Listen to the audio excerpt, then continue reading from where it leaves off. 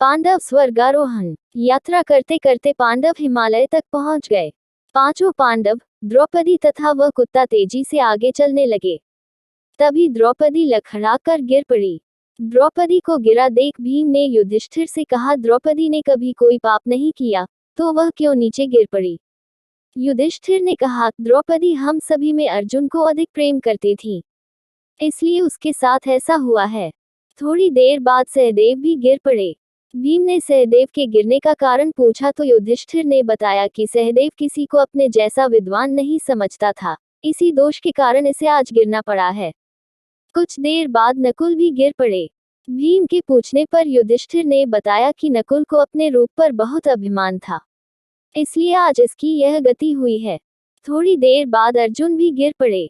युधिष्ठिर ने भीम को बताया कि अर्जुन को अपने पराक्रम पर अभिमान था। अर्जुन ने कहा था कि मैं एक ही दिन में शत्रुओं का नाश कर दूंगा। अपने अभिमान के कारण ही अर्जुन की आज ये हालत हुई है। ऐसा कहकर युधिष्ठिर आगे बढ़ गए। थोड़ी आगे चलने पर भीम भी गिर गए।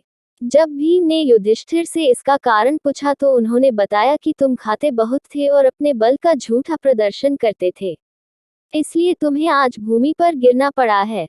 ये कहकर युधिष्ठिर आगे चल दिए। केवल वह कुत्ता ही उनके साथ चलता रहा।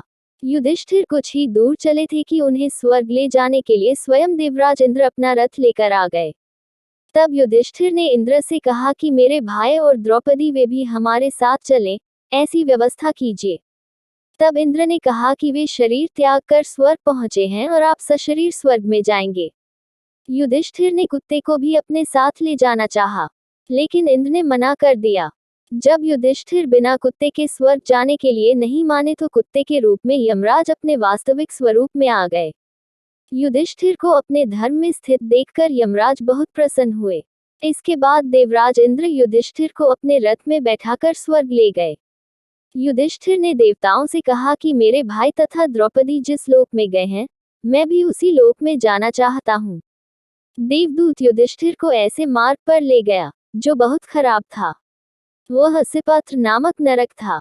जब युधिष्ठिर वापस लौटने लगे तो उन्हें दुखी लोगों की आवाज सुनाई दी। वे युधिष्ठिर से कुछ देर वहीं रुकने के लिए कह रहे थे। वह पांडव और द्रौपदी थे। युधिष्ठिर ने वहीं रुकने का निश्चय किया तो सभी देवता वहां आ गए। उनके आते ही वहां सुगंधित हवा चलने लगी, मार्ग पर प्रकाश छा गया। तब इंद्र ने युधिष्ठिर को बताया कि तुमने अश्वत्थामा के मरने की बात कहकर छल से द्रोणाचार्य को उनके पुत्र की मृत्यु का विश्वास दिलाया था। इसी के परिणाम स्वरूप तुम्हें भी छल से ही कुछ देर नरक के दर्शन पड़े। अब स्वर्ग चलो, सब वही हैं। इंद्र के कहने पर युधिष्ठिर ने देव नदी गंगा में स्नान किया। स्नान करते ही उन्होंने मानव शरीर त्याग करके दिव्य शरीर धारण कर लिया। इस प्रकार युधिष्ठिर अपने भाइयों व अन्य संबंधियों को वहां देखकर बहुत प्रसन्न हुए। पांडवों के स्वर्गारोहण के इस प्रसंग के साथ ही महाभारत कथा समाप्त हो जाती है। तब तक सुनते रहिए।